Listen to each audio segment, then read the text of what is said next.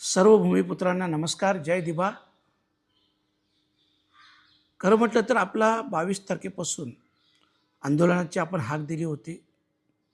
आचारसंहितेच्या कारणास्तव आपण आंदोलन करू शकलो नाही, आपला परवानगी नाकारली गेली.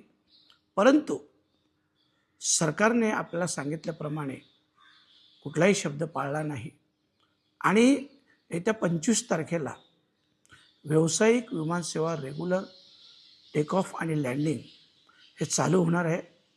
आणि म्हणून मी सगळ्या भूमिपुत्रांना आव्हान करतो, आंदोलन तर आपण करणारच आहे. कुठल्याही परिस्थितीत जोपर्यंत दिबा पाटील साहेबांचं नाव लागणार नाही तोपर्यंत तुम्ही आम्ही कोणीही स्वस्थ बसणार नाही, गप्प बसणार नाही.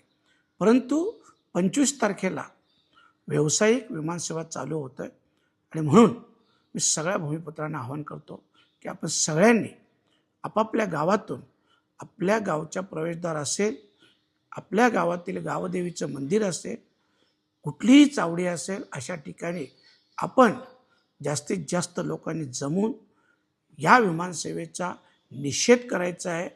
कारण अजूनही नामांतर झालं नाही आणि म्हणून प्रत्येक गावातील सगळ्या भूमिपुत्रांनी हा निषेध करा आणि या निषेधाची एक क्लिप बनवून व्हॉट्सअप, फेसबुक, इंस्टाग्राम याच्यावर टाकायची आहे आणि सगळ्यांनी आपला निषेध नोंदवायचा आहे.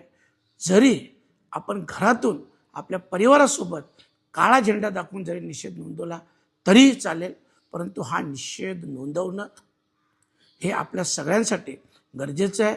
आणि दुसरी महत्त्वाची गोष्ट, विमानतळाच्या बाजूला लागूनच चिंचपाडा हे गाव आहे, तेथील ग्रामस्थ त्या दिवशी निदर्शनं करणार आहेत, या गोष्टीचा निषेध करणार आहेत.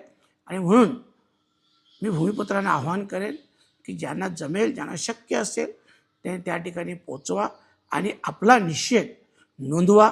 नक्कीच तेव्हा तरी सरकारला जाग येईल.